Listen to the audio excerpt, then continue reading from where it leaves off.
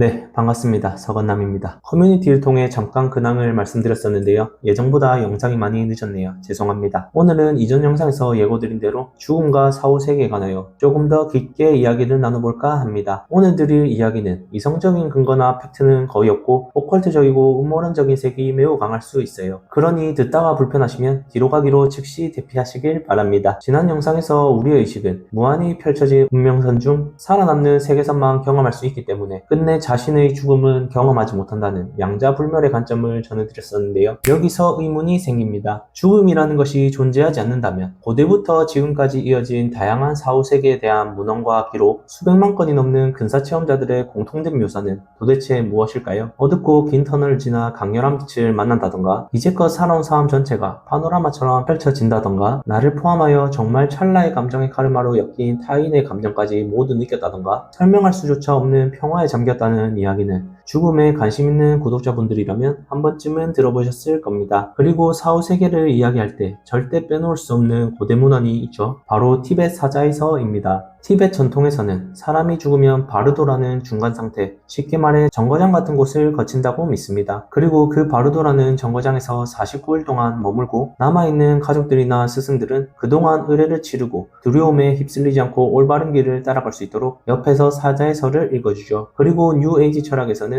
라이프 리뷰, 삶의 해고라는 것이 있는데요. 죽음 이후 사후세계에 들어가기 전 중간 단계에서 우리는 마치 360도로 펼쳐진 입체 영화관에 들어간 것처럼 이번 생의 모든 상황과 감정을 동시에 체험한다고 말합니다. 흥미로운 것은 나 자신의 상황만 경험하는 것이 아니라 내가 상처 준 타인, 심지어 그 타인의 가족의 아픔까지도 내가 직접 경험하게 된다는 거죠. 모호하니 예를 들어 보겠습니다. 만약 이 생에서 친구에게 무심코 던진 말 한마디가 있었다면 그 순간 동요했던 내 감정, 그로 인해 상처받은 친구의 마음, 그리고 집에 돌아가 부모님께 털어놓으며 흘린 눈물, 그 눈물을 보고 가슴 아파한 부모님의 감정까지도 내가 직접 체험하게 된다는 겁니다. 물론 반대로 내가 누군가를 진심으로 도와준 적이 있다면 그 사람이 느낀 따뜻함과 안도감 역시 함께 경험할 수 있겠죠. 아무튼 이런 기쁨과 슬픔, 사랑과 후회, 굉장히 많은 감정이 동시에 몰려오기 때문에 많은 근사체험자들은 이 경험을 말로 설명하기 힘든 압도적인 깨달음이라고 표현합니다. 그런데 여기서 흥미로운 건 이 과정에서 우리가 흔히 알고 있는 누군가 우리를 심판한다거나 벌을 내리는 일은 없다는 점입니다. 상위 차원의 존재가 곁에서 안내를 하긴 하지만 직접적인 개입은 하지 않으며 결국 우리 스스로 전체적인 삶을 돌아보며 우리의 영혼이 직접 깨닫게 된다고 하죠. 그 과정이 끝나면 영혼은 같은 실수를 반복하지 않고 더 성숙한 자아로 성장할 수 있는 최적의 무대를 스스로 선택하여 윤회한다고 합니다. 물론 여기서 어두운 관점도 있어요. 티벳 사자의설을 비롯해 다양한 사후세계를 표현한 고대 문화는 수세기를 거치며 여러 차례 수정되었을 것이 분명하고 그게 누구에게 유리하게 수정되었을지는 우리가 알 길이 없습니다. 그리고 뉴에이지 철학의 라이프 리뷰를 통해 우리 스스로 환생을 선택한다는 관점 역시 마찬가지입니다. 겉으로는 스스로의 반성과 성장 욕구, 즉 자유의지로 환생을 선택하는 것처럼 보이지만 잘 짜여진 설계된 틀 안에서 스스로 환생을 강요하게 만드는 일종의 영적 가스라이팅일 수도 있다는 거죠. 그러니 이 영상을 보시는 똑똑한 우리 구독자분들은 훗날 사후세계를 경험하게 된더라도 그 누구의 말과 빛도 의존하지 마시고 오직 자신만을 믿으시길 바랍니다. 그렇게 된다면 환생을 거부하는 선택도 가능할지 모르죠. 네, 다시 본론으로 돌아오면 이런 질문이 남습니다. 만약 사후세계나 전생이 진짜 존재한다면 왜 우리의 의식은 그것을 전혀 기억하지 못하는 걸까? 분명 수많은 고대문헌과 근사체험자의 사례들은 사후세계와 윤회를 이야기하는데 정작 우리는 태어나면서 모든 걸 잊은 채 다시 시작하게 됩니다. 마치 누군가 의도적으로 기억을 차단해 놓은 것처럼요. 우리는 일평생 수많은 경험을 통해 티끌만한 깨달음일 수도 있지만 아주 조금은 성장했는데 세상은 세이브 포인트를 전부 지우고 새로 시작하게 만드는 기분이에요. 게임으로 치면 레벨을 신나게 올리고 장비도 열심히 모았는데 전부 초기화시키고 태초마을로 다시 던져지는 것과 다를 바가 없죠. 여기서 등장하는 것이 바로 지우 감옥이라는 개념입니다. 영혼은 끊임없이 환생을 반복하면서도 매번 기억을 잃게 되는데 이것은 단순한 자연의 법칙이 아니라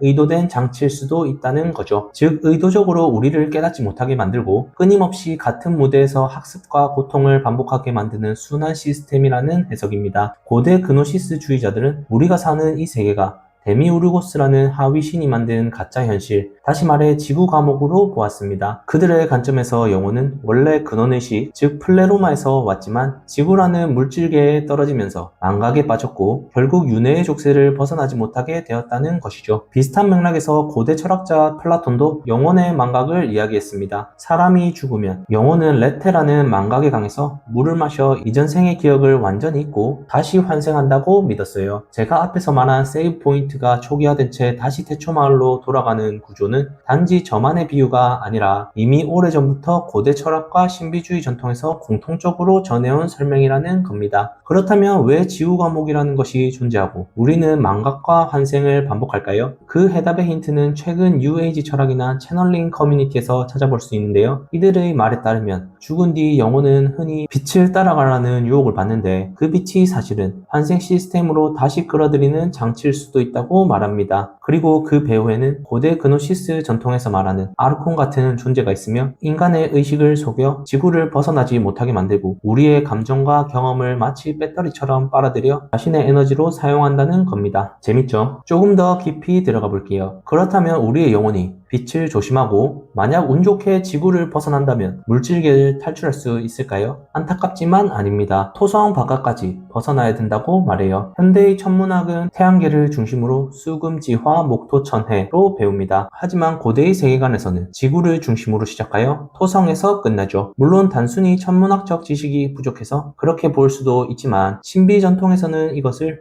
물질계의 영적 지도로 해석합니다. 즉 토성이라는 행성은 근원의식으로 가기 전 물질계의 마지막 관문이라는 거죠. 그리고 그 토성을 관장하는 신이 크로노스고 시간은 곧 물질과 맞닿아 있습니다. 시간 속에서 모든 것은 늙고 사라지고 다시 태어납니다. 이 끝없는 흐름 자체가 영혼을 물질계에 붙잡아두는 족쇄처럼 작용하죠. 한 번 더, 점성술에서도 토성은 제한, 카르마, 시험을 상징합니다. 다시 말해 점성술에서도 역시 토성은 영혼이 자유로워지기 전 반드시 통과해야 하는 카르마의 최종 결산지 같은 존재라는 거죠. 네, 지구 과목을 벗어나는 건 정말 까마득하죠. 음모론일 수도 있지만 글로벌 엘리트들과 권력자들은 이러한 현실을 매우 잘 알고 있습니다. 그래서 이 물질계의 구조를 벗어나려 하지 않고 오히려 그들은 반대로 토성의 힘, 곧 시간과 물질의 속성을 숭배하며 영혼의 자유보단 물질적 권력과 쾌락 속에 안주합니다. 이야기를 이어가다 보니 토성이 마치 악랄한 행성처럼 보이지만 사실 그렇지는 않습니다. 토성의 역할과 상징에는 균형과 책임, 성숙의 의미도 담겨 있거든요. 이 부분은 언제가 될지는 모르지만 기회가 되면 한 번 더 풀어보겠습니다. 아무튼 지금까지의 내용을 짧게 정리해 볼게요. 죽음 이후에는 사후세계가 있다. 우리는 그걸 인식할 수 없다. 지구과목이라는 것이 존재하고 물질계의 마지막 관문은 토성이다. 네, 이까지 들으면 이러한 질문이 들겠죠. 오, 흥미로운데? 그래서 이 물질계를 어떻게 탈출해? 사실 오컬트 세계에서는 탈출 방법이 정말 다양하게 전해집니다. 죽는 순간 특정 각도로 영혼이 빠져나가면 몇 단계는 건너뛸 수 있다. 빛을 맹목적으로 따라가지 말고 자신의 길을 따르라. 특정 주문이나 의식을 외워 영혼의 길을 열어라.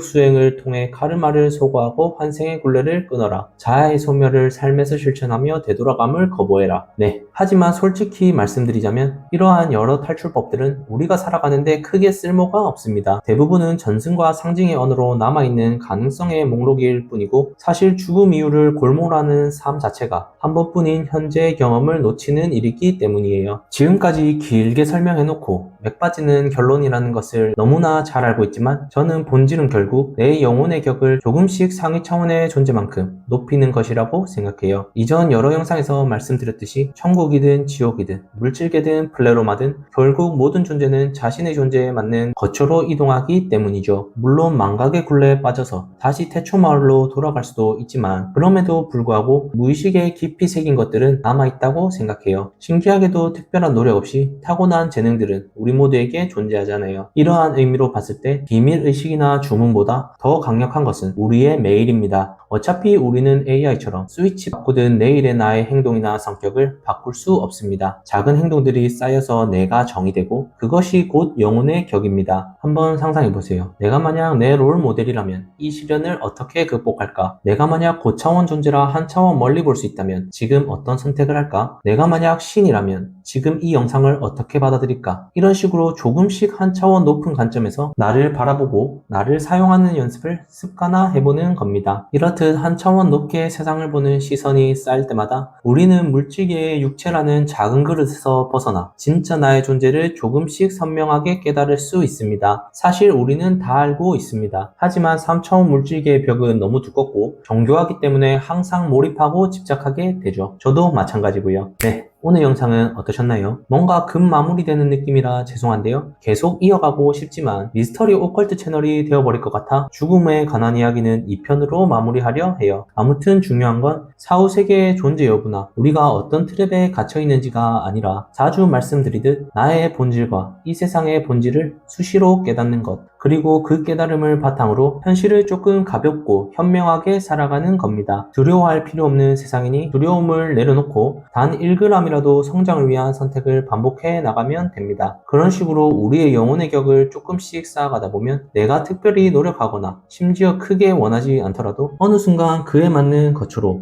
이동해 있을 거라 믿습니다. 그러니 오늘 영상도 역시 그냥 흥미로운 이야기 한 편 듣는 셈 치시고 어제보단 조금 가볍고 대수롭지 않은 마음으로 세상을 바라보며 살아가시길 바랍니다. 감사합니다. 사랑합니다.